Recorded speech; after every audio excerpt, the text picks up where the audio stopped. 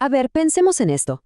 ¿Cómo sabe la ciencia que dio en el clavo? Porque no se trata solo de encontrar respuestas, ¿verdad? Se trata de elegir la respuesta correcta cuando hay varias opciones sobre la mesa. Hoy vamos a meternos en ese debate, en cómo la ciencia elige a sus ganadores. Imaginemos que tenemos dos teorías, ¿ok? Ambas compiten para explicar lo mismo. Y las dos suenan bastante lógicas, y de hecho, ambas tienen pruebas a su favor, pero solo una puede ser la correcta. Entonces, ¿cómo se decide? ¿Hay algún tipo de manual, un libro de reglas para hacer ciencia? Durante décadas, algunas de las mentes más brillantes del mundo buscaron exactamente eso, un algoritmo de elección que fuera perfecto. La historia de por qué nunca lo encontraron nos dice muchísimo sobre cómo funciona la ciencia de verdad. La primera respuesta a este dilema, la verdad, parecía la más obvia.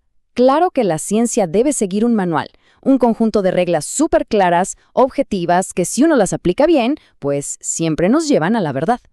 A esta idea se le conoció como empirismo lógico. Ellos veían la ciencia como si fuera un edificio gigante. Cada experimento, cada dato que se confirmaba, era un ladrillo más, colocado con mucho cuidado sobre una base de lógica, una lógica que no se podía romper. El método parecía súper sencillo.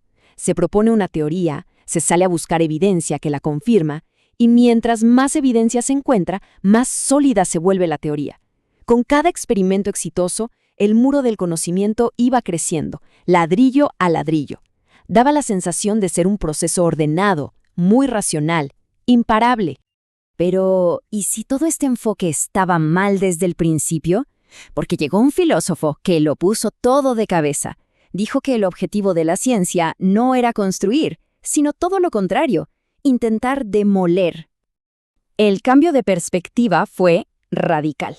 En lugar de pasarse la vida buscando cisnes blancos para confirmar la teoría de que todos los cisnes son blancos, este nuevo enfoque proponía algo mucho más práctico.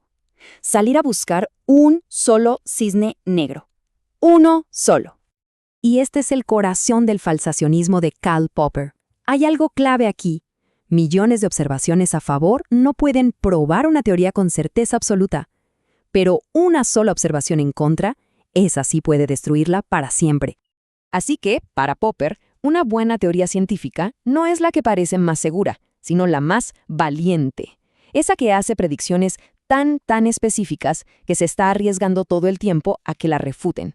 Esa, para él, era la verdadera marca de la ciencia. Bueno, parecía que ya teníamos las dos opciones. O construimos conocimiento o intentamos derribarlo. Pero entonces, un grupo de historiadores y filósofos se puso a ver cómo trabajaban los científicos en la vida real y se dieron cuenta de algo increíble. En la práctica, no seguían ninguna de las dos reglas al pie de la letra. La conclusión de esta nueva escuela de pensamiento la resumió el filósofo Paul Feyerabend con una frase que fue una bomba. Todo vale. Prácticamente una declaración de guerra contra la idea de que existía un único y sagrado método científico. Este grupo, que a veces se conoce como la Escuela del Crecimiento del Conocimiento, decía que los grandes científicos de la historia no eran ni constructores metódicos ni demoledores sistemáticos. Eran, y esta frase es genial, oportunistas metodológicos. Usaban cualquier truco, cualquier regla que les sirviera en ese momento para avanzar. Ok, entonces, si no hay un solo manual, ¿qué nos queda? ¿El caos total? ¿O hay algún otro tipo de orden escondido? De esta pregunta salieron 3 nuevas formas de ver el progreso científico, y cada una es fascinante.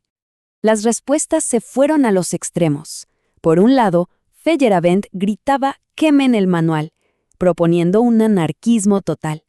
Por otro lado, Thomas Kuhn sugería que, cada comunidad científica escribe sus propias reglas. Y en un punto intermedio, Imre Lakatos propuso una estrategia: no juzgar las ideas por un solo experimento, sino ver su trayectoria a lo largo del tiempo.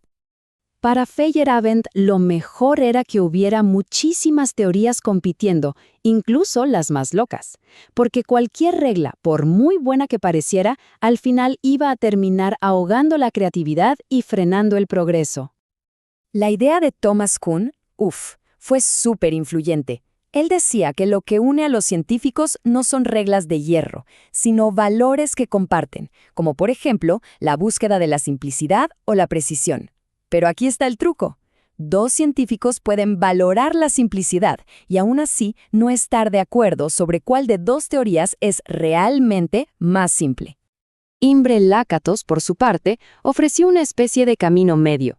Su idea era, mira, no nos obsesionemos con un experimento que salió mal. Mejor observemos si todo un programa de investigación sigue dando frutos, generando descubrimientos y predicciones nuevas con el paso de los años. Pero el enfoque de Lakatos tenía un punto débil, y era uno grande.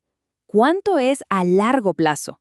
Si no hay un límite de tiempo claro, un científico podría defender una teoría que no funciona durante toda su vida, ¿no? Siempre con la esperanza de que el tiempo me dará la razón.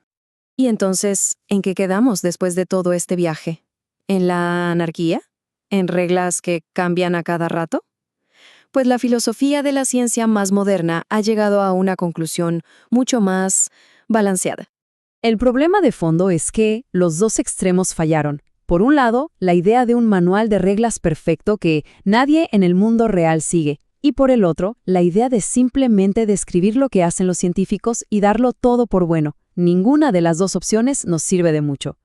Y aquí es donde llegamos a la gran revelación. Tal vez la tensión entre cómo la ciencia debería funcionar en un mundo ideal y cómo funciona en la práctica no es un problema a resolver. Quizás esa tensión es precisamente el motor que la empuja hacia adelante. El enfoque más realista que tenemos hoy es una mezcla. Empezamos con ciertos principios generales de lo que consideramos buena ciencia. Luego nos vamos a la historia a ver cómo los científicos han aplicado y a veces roto esas reglas para lograr cosas increíbles. Solo combinando la teoría con la práctica es que podemos empezar a entender de qué va todo esto.